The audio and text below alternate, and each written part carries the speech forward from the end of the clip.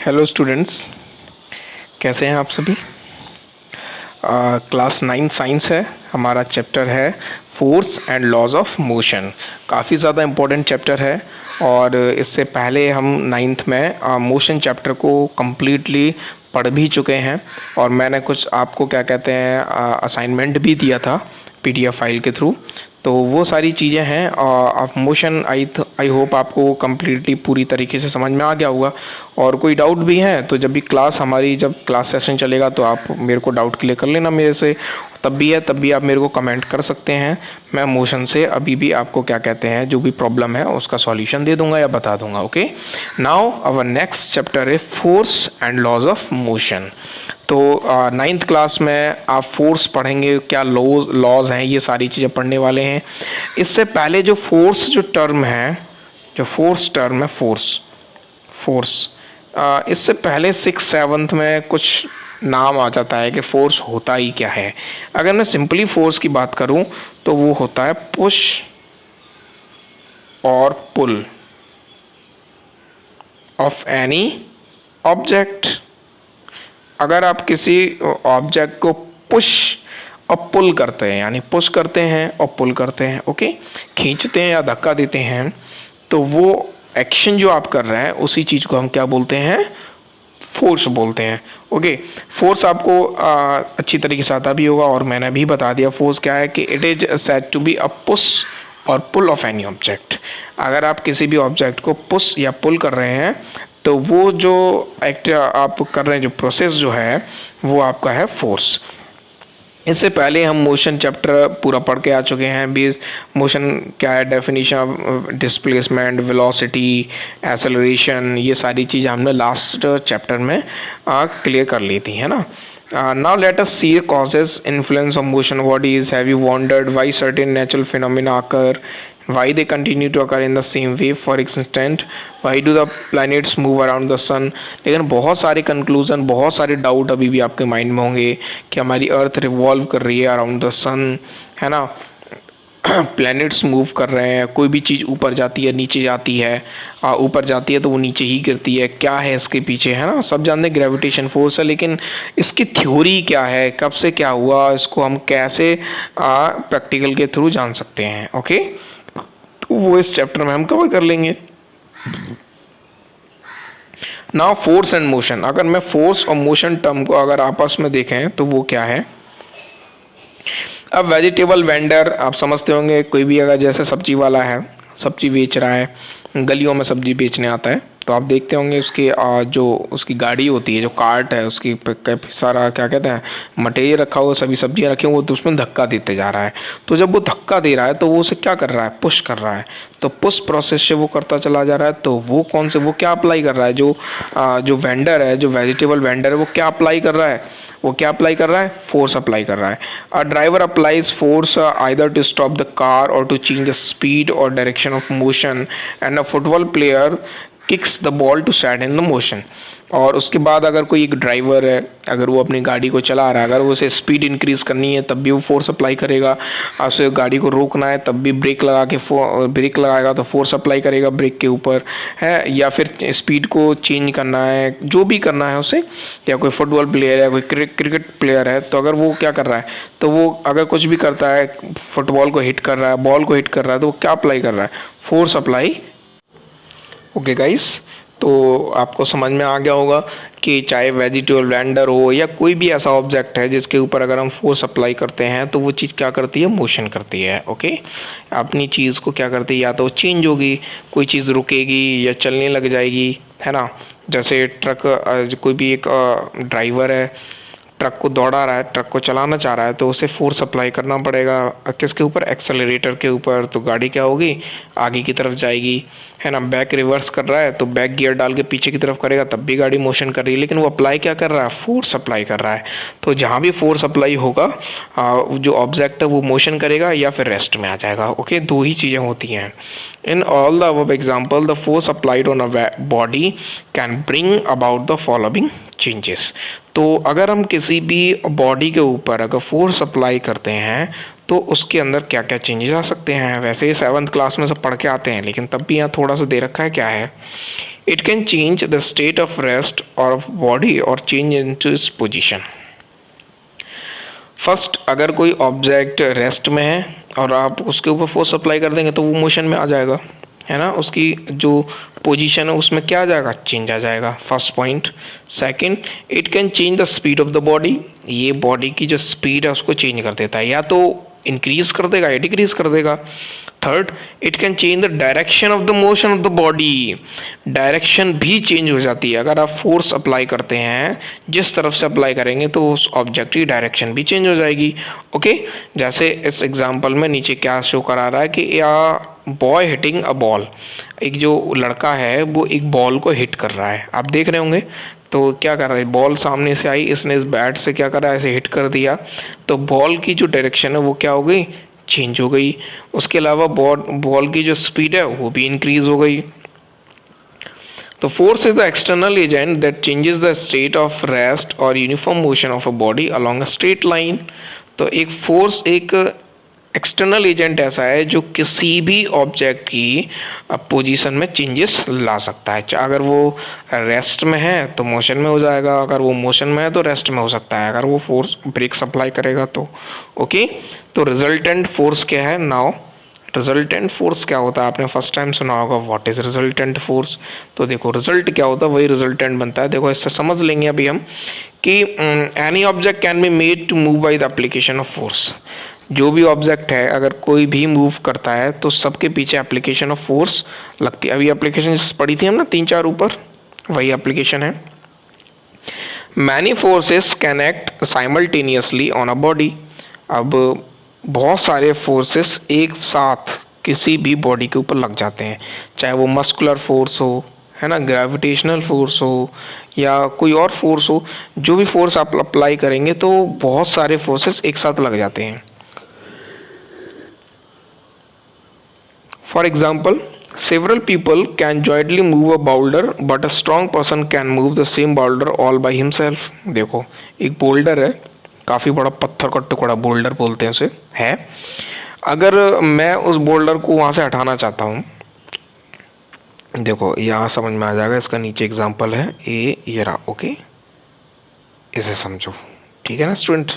अब देखो ये है, मैंने क्या करा, मेरे पास एक बोल्डर है, काफ़ी बड़ा पत्थर है, वो मेरे रास्ते में आ रहा है, मुझे हटाना है वो, तभी मैं काम कर पाऊँगा। तो मैंने क्या करा, तो पहले तो मैं शक्तिमान बन गया। अरे मैं शक्तिमान हूँ, मेरे अंदर बहुत ताकत है, मैं अकेले इसको हिला दूंगा और यहाँ हटा दूंगा, ऐसे रास्ते में से ख़त्म कर दूंगा, ऐसे चूर चूर कर दूंगा, है ना। तो आपको अपने ऊपर क्या है, बहुत ज़्यादा जोश है, बहुत ज़्यादा आपको अपने ऊपर थोड़ा सा शक्ति है। अरे मैं तो बहुत विशालकाय हूँ, है ना। तो ऐसे विशालकाय होंगे तो इतने लोगों की क्यों जरूरत पड़ती है आपको। तो आप बोल्डर हिलाना चाह रहे हैं वहाँ से, तो अकेले तो आपसे कुछ हुआ नहीं। अब आपसे अकेले कुछ हुआ नहीं तो आपने क्या करा, 2-4 साथियों को और बुला लिया। अरे भैया थोड़ा सा मेरी हेल्प कर देना, अरे अमन मेरी हेल्प कर देना, अब अरे कुलदीप मेरी हेल्प कर देना। 2-4 अपने फ्रेंड्स को इकट्ठा किया वहाँ से, और फिर उसी बोल्डर पर ताकत लगा रहे हैं आप। क्या ताकत क्या लगा रहे हैं, ताकत क्या लगाएंगे, फोर्स अप्लाई करेंगे आप। क्या अप्लाई करेंगे, फोर्स अप्लाई करेंगे, कोई ताकत वाकत नहीं लगा रहे। क्या अप्लाई कर रहे हैं आप, फोर्स अप्लाई कर रहे हैं। पहले आप सिंगल फोर्स अप्लाई कर रहे थे तो बोल्डर आपसे हिला भी नहीं, तस से मस नहीं हुआ, है ना। उसके बाद आपने अपने 4-5 दोस्तों की हेल्प ले ली तो वो बोल्डर वहाँ से हिल गया, ठीक है। तो the resultant force is that single force when acting on a body produce the same effect as the produce by a number of forces. Number of forces, देखो रिजल्टेंट फोर्स क्या है, अब मैं इसको आपको स्क्रीन पे ही समझा दूंगा अच्छी तरीके से। मैंने सबसे पहले क्या किया कि मेरे पास मैंने रिजल्टेंट फोर्स निकाला कि मैंने एफ निकाला। ओके, मेरा रिजल्टेंट फोर्स एफ है मान के चलो, लेट। मैंने 4 लड़के इकट्ठे किए थे तब इतना फोर्स लगाया, मान के चलो एग्जांपल के मैंने फोर्स पहले अप्लाई किया था 40 न्यूटन, ठीक है। 4 लड़के मैंने इकट्ठे कर लिए तब भी उन्होंने क्या कहते 40 न्यूटन लगाया, 4 इकट्ठे करके। तो मैंने चारों के बराबर लगा दी ना पहले ही 40 न्यूटन। जब मैं अकेला ही 40 न्यूटन फोर्स अप्लाई कर सकता हूँ किसी भी ऑब्जेक्ट के ऊपर, तो मुझे फिर इन चीज़ों की क्या ज़रूरत है ना। तो रिजल्टेंट फोर्स क्या बना, 40 न्यूटन, क्योंकि वो मैंने अकेला बनाया। यानी एक सिंगल फोर्स अगर बहुत ज़्यादा फोर्सेस के बराबर हो जाए, है ना। जैसे और एग्जांपल से समझाऊँ, थोड़ा डाउट हो रहा होगा तो देखो मैंने क्या किया, एक व्हीकल है ना, पहले मैंने उसमें 4 लोग लगा दिए, तो व्हीकल 4 लोगों ने हिला दिया, ठीक है। फिर मैंने कह रहे तुम 4 लोग हिला रहे हो इसको, तो मैं अकेला ही कर दूंगा, ऐसे करा मैंने, तो मैंने अकेले ही वो व्हीकल हिला दिया। जब मैंने अकेले ही हिला दिया वो व्हीकल, तो आप बड़े, अरे अकेले हिला दिया, इतनी ताकत आ गई। तो इट मीन्स आप चारों की जो ताकत थी, आप चारों का जो फोर्स था, उतना ही मैंने अकेले अप्लाई कर दिया। इसी चीज को क्या बोलेंगे स्टूडेंट्स? Resultant force. वही इसने बोला है, the resultant force is that single force, ये वो सिंगल फोर्स है which when acting on a body produces the same effect, जो प्रोड्यूस करेगा, सेम इफेक्ट प्रोड्यूस करेगा नंबर ऑफ फोर्स के, है ना, as that produce by a number of force. एक सिंगल फोर्स बहुत सारे नंबर ऑफ फोर्सेस के बराबर हो जाता है, उसी को बोलते हैं रिजल्टेंट फोर्स। कुछ नया सीखा? कुछ ज़्यादा खास तो था नहीं, है ना, मैंने बहुत अच्छे एग्जांपल से समझा दिया। देखो several people can jointly move a boulder, और वहीं अकेला कर रहा है, वहाँ पहले 4 कर रहे थे, इसने अकेले ने ला दिया। तो अब अगर आप दोनों फोटोग्राफ में देखो तो देखो आपको यहाँ नजर आ जाएगा कि इस बोल्डर को कितने लोग हिला रहे थे? 4, F1, F2, F3 and F4, 4 लोग फोर्स लगा रहे थे। देन क्या हुआ? तभी एक अकेला आया जिसका नाम हमने शक्तिमान रख दिया है, मान के चलो ये शक्तिमान है क्योंकि अकेले ताकत लगा रहा है, तो ऑब्वियसली इसमें ज़्यादा फोर्स अप्लाई कर रहा है, इनके चारों के बराबर कर रहा है ये, तो इसका मतलब इसके अंदर ज़्यादा ताकत है। तो ज़्यादा ताकत है तो इसको हमने नाम तो रख दिया शक्तिमान, लेकिन इसी चीज़ को हम क्या बोलेंगे? रिजल्टेंट फोर्स बोलेंगे, बिकॉज इसने जो फोर्स लगाया अकेले वो इन चारों के बराबर लगा दिया ना, तो वो रिजल्टेंट फोर्स हो गया। ओके, अब तो समझ में आ गया होगा, no problem. Strong person moving the same boulder all by himself, the resultant force क्या हो जाएगा? F equal to F1 plus F2 plus F3 plus F4, उन चारों के बराबर हो गया ना उसका फोर्स, इसीलिए उसे हमने बोल दिया resultant force. Now come to the balanced and unbalanced forces. Balanced forces क्या है, अनबैलेंस्ड फोर्सेस क्या है? देखो द फिगर, ये क्या फिगर शो करा रहा है? 2 फिगर है, आपको शो करा रहे होंगे, आप अच्छी तरीके से देखो क्या है, देख लेते हैं। The figure shows a block of wood on a table. मैंने लकड़ियों के कुछ ब्लॉक टेबल पर रख दिए, okay. When the block is pulled at point A, आपने क्या करा? ब्लॉक को पॉइंट ए की तरफ से खींच रहे हो, it begins to move towards the left. अगर आप इस तरफ से खींचोगे तो ये ब्लॉक इसी तरफ जाएगा, देखो अगर आप इधर से फोर्स अप्लाई करोगे तो।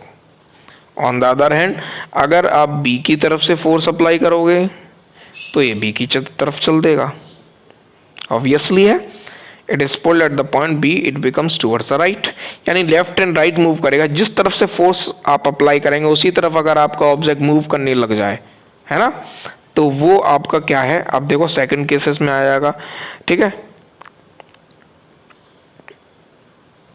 ये देखो, but if the block is pulled from both side at the same effort, भाई मैंने भी इधर से 10 न्यूटन फोर्स लगा रहा हूँ और इधर मेरा दोस्त है वो भी 10 न्यूटन फोर्स लगा रहा है, दोनों एक दूसरे की तरफ खींचा खींच लगे हैं उसे कि तू खींच, समझ रहे हैं ना आप? वो इधर खींच रहा है, वो सामने वाला उधर खींच रहा है, दोनों बराबर ताकत लगा रहे हैं, तो क्या ऑब्जेक्ट हिलेगा? ऑब्वियसली नहीं हिलेगा, क्योंकि आप दोनों ही क्या लगा रहे हो? इक्वल फोर्स अप्लाई कर रहे हो। जब आप दोनों ही तरफ से इक्वल फोर्स अप्लाई करेंगे तो ऑब्जेक्ट कहीं भी मूव करेगा ही नहीं, और जब आपका ऑब्जेक्ट मूव नहीं करेगा then we call as balanced forces. इस चीज को हम क्या बोलेंगे? बैलेंस्ड फोर्स बोलेंगे। लेकिन जब जो मैंने अभी जस्ट ऊपर पढ़ाया था आपको ये वाला, इसमें आपने देखा कि जब ये खींचर ए की तरफ से फोर्स अप्लाई कर रहा है तो ऑब्जेक्ट ए की तरफ चल दिया, बी की तरफ से लगा रहा है तो बी की तरफ चल दिया, तो ये कौन सा केस बन जाएगा? Unbalanced force. कौन सा बन गया? अनबैलेंस्ड फोर्स, यानी इसके ऊपर हमने अनबैलेंस्ड फोर्स अप्लाई किया था। But on the other hand यहाँ हमने कौन सा फोर्स अप्लाई करा? Balanced forces. इस चीज को हम इस चीज से समझेंगे, एक गेम होता है वहां से आपको अच्छी तरह समझ में आ जाएगा। ओके, कैसे है? In the game of tug of war when both the teams pull the rope with equal and opposite forces। एक रस्सी ले ली हमने और हमने अपनी टीम अप कर ली। मेरी तरफ 4 हैं, सामने वाले की तरफ भी कितने 4 हैं, इक्वल ले लिए, एक रस्सी ले ली, ओके, और नहीं बीच में पार्टीशन कर लिया। अब आपको वो रस्सी से एक दूसरे की तरफ खींचना है, ठीक है ना। लेकिन सामने वाले की तरफ देखा तो शक्तिमान है उसमें, हमारी तरफ देखा तो हमारी तरफ वो है आयरन मैन है ना। अब दोनों तरफ भाई इतने ताकतवर जब लोग हो जाएंगे, जब इक्वल फोर्स अप्लाई करेंगे। अब ये 3 और ये 3, ओके, ये अप्लाई कर रहे हैं 100 न्यूटन फोर्स और ये भी अप्लाई कर रहे हैं 100 न्यूटन फोर्स। जब दोनों तरफ 100 न्यूटन फोर्स अप्लाई होगा बच्चों, तो क्या कोई किसी तरफ जा सकता है? Obviously not. The correct answer is obviously not. Then we call as the force is said to be balanced forces. इस कौन सा केस है ये? बैलेंस्ड फोर्सेस है। और भी बहुत सारे एग्जांपल हैं, देखो बैलेंस्ड फोर्सेस के। Squeeze a rubber ball between the palms of your hand. What do you observe? The shape of the rubber ball changes. The force applied on the ball are equal and opposite, and the resultant of these forces does not move the object. Instead of the object get deformed as long as the force is applied.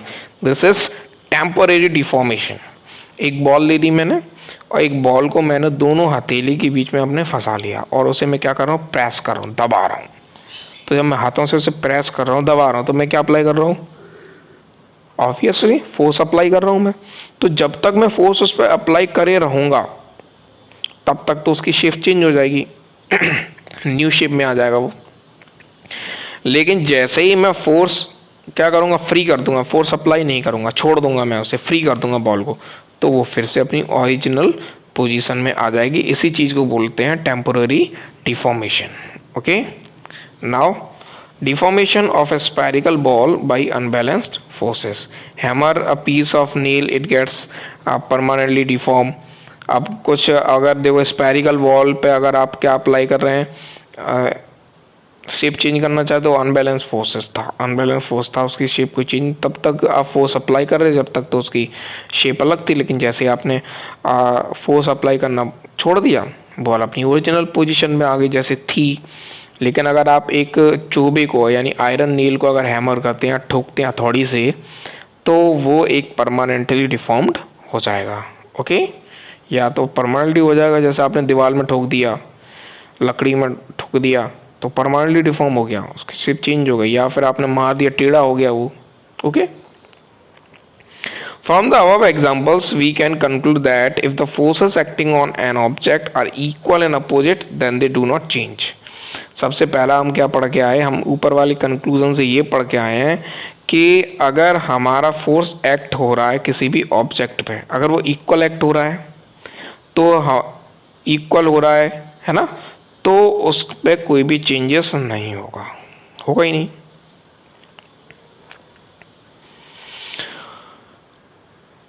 But अगर आपने forces apply करे हैं लेकिन वो unequal लगा है, तो obviously उसकी चेंजेस आ जाएंगे।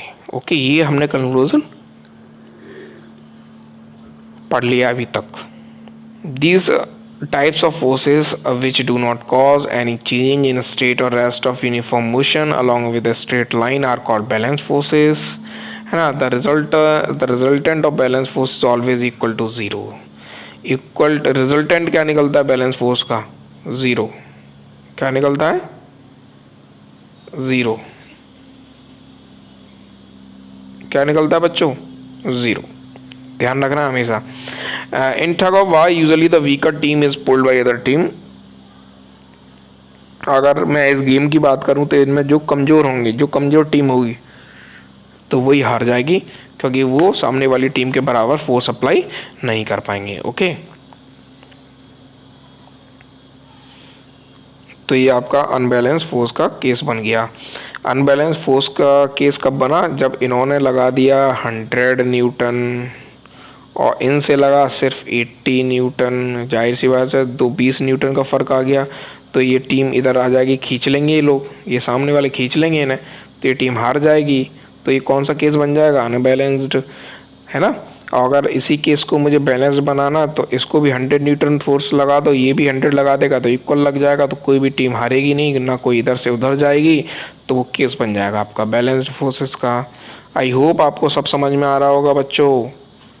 ओके, नाउ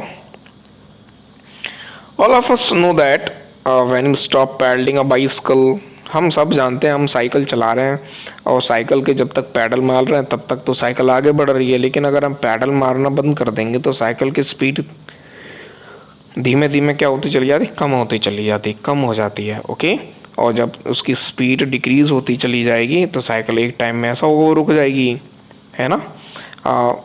ये किसकी वजह से होता है, फ्रिक्शन की वजह से होता है। बिकॉज अर्थ जो होती है, अर्थ के ऊपर अगर कोई भी सरफेस है जो उसके ऊपर चल रही है, अगर वो चलती है तो वो उसके ऊपर एक फ्रिक्शन फोर्स लगाती है जो एक अपोजिट फोर्स होता है। मीन्स कैसे समझेंगे, जैसे मैं इस तरफ जा रहा हूँ तो जब मैं ज़मीन पे चल के इस तरफ जाऊँगा तो ज़मीन मेरे ऊपर एक फोर्स अप्लाई करेगी अपोजिट, ठीक है। तो इसी फोर्स को बोलते हैं फ्रिक्शन फोर्स। ये भी एक फोर्स है लेकिन ये अपोजिट डायरेक्शन में लगता है हमेशा। अगर ये फोर्स नहीं लगेगा फिर तो कोई चीज़ रुकेगी नहीं। अगर गाड़ी चल रही है, साइकिल चल रही है, आप ब्रेक लगा रहे हैं तब भी नहीं रुक रही, तो फिर क्या होगा, तो फ्रिक्शन फोर्स अप्लाई नहीं होगा तो क्या होगा, आप रुकोगे ही नहीं, फिर तो कभी नहीं रुकोगे, फिर तो आप चलते ही चले जाओगे, है ना। तो फ्रिक्शन फोर्स हमारी कौन लगाती है, अर्थ लगाती है, यानी सरफेस लगाती है। कोई भी सरफेस हो, चाहे जिस सरफेस पे आप हो, छत पे हो, जहाँ भी आप हैं वो सब सरफेस है, तो कौन सा फोर्स लगाती है, फ्रिक्शन फोर्स लगाती है। Which is the only force acting on the bicycle. Thus if the force is acting on a body produce any change in the state of rest or motion, then the forces are said to be unbalanced. An unbalanced force acting on an object changes its speed or direction. The resultant of unbalanced force is always greater than zero. अगर आप unbalanced force apply करते हैं तो हमेशा से या तो किसी चीज़ की, ऑब्जेक्ट की स्पीड डिक्रीज हो जाएगी या इंक्रीज हो जाएगी या वो रुक जाएगा। अगर आप जैसे भी फोर्सेस लगा रहे हैं ना, लेकिन वो जीरो से बड़ा होगा हमेशा। Unbalanced force is always greater than zero, हमेशा याद रखना है, क्योंकि मैं अभी ऊपर जस्ट आपको बहुत सारे कंक्लूजन पढ़ा के भी आया हूँ तो आपको मालूम पड़ गया होगा। Galileo's observation and origin of Newtonian mechanics. Galileo's ने क्या ऑब्जर्वेशन किया वो भी देख लेते हैं। एरिस्टोटल एक साइंटिस्ट थे, अदर मेडिवल थिंकर जो पुराने टाइम में थिंकर थे एक से एक बढ़ के, believe that natural state of bodies is at the state of rest. Galileo oppose this concept. Aristotle या और भी थिंकर थे, उन्होंने क्या कहा कि जितनी भी नेचुरल स्टेट हैं, जितनी भी नेचुरल बॉडीज हैं, वो सब कैसी हैं, रेस्ट में है। रेस्ट वर्ड लगा दिया उन्होंने, लेकिन ऐसा नहीं है, रेस्ट में कहाँ है। गैलीलियो ने उनका अपोज किया। Galileo observe that when a ball was made to roll down an inclined plane it speed increased. उसने कहा कि अगर मैं एक इंक्लाइंड प्लेन बनाऊं, ऐसे देखो ये बन गया इंक्लाइंड प्लेन, ठीक है, और एक बॉल को मैं यहाँ से अगर नीचे लुढ़काता हूँ, ये लुढ़कती है तो नीचे जैसे जाएगी ऐसे, तो इसकी स्पीड कैसी हो जाएगी, इंक्रीज हो जाएगी। गैलीलियो ने कहा, गैलीलियो ने क्या कहा कि अगर मैं इंक्लाइंड फील्ड पे प्लेन से अगर एक बॉल को डालता हूँ तो बॉल की जो स्पीड है वो इंक्रीज हो रही है। और ये लोग कहते हैं कि कोई भी नेचुरल स्टेट है तो वो रेस्ट में रहता है, ऐसा कैसा हो गया, ठीक है। तो गैलीलियो ने देखो ये दिखाया था कि आप देख रहे होंगे, can object moving down an inclined plane with increase speed, speed increase हो गई। लेकिन वहीं अगर इस चीज़ को मैं अगर अपोजिट करूं, बॉल को नीचे से ऊपर जाऊं, तो मुझे फोर्स लगाना पड़ेगा, कितना, बहुत ज़्यादा लगाना पड़ेगा, तभी ऊपर जाएगी। लेकिन अपने आप नहीं जा पाएगी। अपने आप जाएगी क्या, नहीं जाएगी। An object moving upward with decreasing speed, तब इसकी स्पीड कम हो गई। Okay, he then tried rolling it on a horizontal plane. Galileo repeated this experiment by making the surface very smooth. He observed that the ball continued to move for a longer time. उसने कहा कि अगर मैं inclined plane से ball को डालता हूँ तो इसकी स्पीड इंक्रीज हो रही है। अपोजिट डायरेक्शन में नीचे से ऊपर इंक्लाइंड प्लेन पे लेके आता हूँ तो ये इसकी स्पीड डिक्रीज है और बहुत ज़्यादा फोर्स अप्लाई करना पड़ेगा। ओके, लेकिन गैलीलियो ने क्या कहा कि speed of the ball moving on a horizontal plane would remain constant in the absence of any external force और फोर्स ऑफ फ्रिक्शन। उसने कहा कि कोई भी ऑब्जेक्ट, बॉल का तो उसने एग्जांपल लिया, अगर कोई भी ऑब्जेक्ट अगर हॉरिजॉन्टल प्लेन के थ्रू है और कोई भी उस पर फोर्स अप्लाई नहीं किया जाता और कोई भी फ्रिक्शन फोर्स नहीं लग रहा है, कोई भी एक्सटर्नल फोर्स नहीं लग रहा है, तो जो बॉल है या कोई भी ऑब्जेक्ट है, ठीक है, वो मूव नहीं करेगी। ठीक है,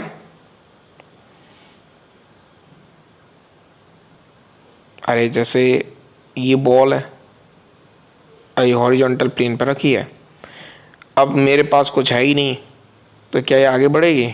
नहीं बढ़ेगी, ना इस तरफ जाएगी ना इस तरफ जाएगी। ओके, ध्यान रखना है। लेकिन अगर क्या कहते हैं, कोई भी एक्सटर्नल फोर्स है नहीं, फोर्स ऑफ फ्रिक्शन है नहीं, लेकिन अगर आप इंक्लाइंड प्लेन पर रख देते हो, यहाँ रख देते तो ये नीचे पहुँच जाएगी और इसकी स्पीड कैसी हो जाएगी? इंक्रीज हो जाएगी। Galileo suggested that the natural tendency of all the bodies is to oppose a change in their state of rest or motion. Galileo ने कहा कि अगर एक नेचुरल टेंडेंसी है, ये बोला ना, an object moving along horizontal plane, अगर मुझे इसे मूव कराना है तो आप कैसे मूव कराओगे? मैं आपसे कह रहा हूँ, आप इसे मूव कराओगे? आपको इसे मूव कराने के लिए किस चीज़ की ज़रूरत पड़ेगी? फोर्स की ज़रूरत पड़ेगी। किस चीज़ की पड़ेगी? फोर्स की ज़रूरत पड़ेगी। यही गैलीलियो कह रहे थे कि अगर कोई चीज़ रेस्ट में है तो उसकी स्टेट को कैसे चेंज करें, और मोशन में है तो उसकी स्टेट को कैसे चेंज करें। किसने कहा? गैलीलियो ने कहा। अब इसके बाद जो नेक्स्ट हमारा जो चैप्टर है, force and laws of motion या इनर्शिया के बारे में, इसको स्टूडेंट्स हम नेक्स्ट वीडियो में कंप्लीट करेंगे, नेक्स्ट वीडियो में पढ़ेंगे, क्योंकि फिर वीडियो बहुत ज़्यादा लेंदी हो जाएगी और मैं नहीं चाहता कि मेरी वीडियो लेंदी हो। वो कभी कभी एक कंडीशनल केस अलग है। ओके, तो आपको जितना पढ़ाया उसे कोशिश करना समझने की। डाउट हो तो मुझे कमेंट करना, वीडियो अच्छी लगे तो लाइक भी करना, अपने फ्रेंड्स में शेयर करना, चैनल सब्सक्राइब ना किया हो तो सब्सक्राइब भी करना। ओके गाइस, तो ये सारी मेरी कुछ रिमेंबरिंग चीज़ें हैं जिन्हें मैं हर बार वीडियो के एंड में बोल देता हूँ या बीच में बोलता हूँ। तो आप लाइक वीडियो किया करो, क्योंकि इससे मुझे क्या मिलता है? अप्रिशिएशन मिलता है। मिलते हैं तब तक नेक्स्ट वीडियो में। घर पर रहें, सेफ़ रहें, बी हेल्दी, बी सेफ। तब तक के लिए बाय बाय।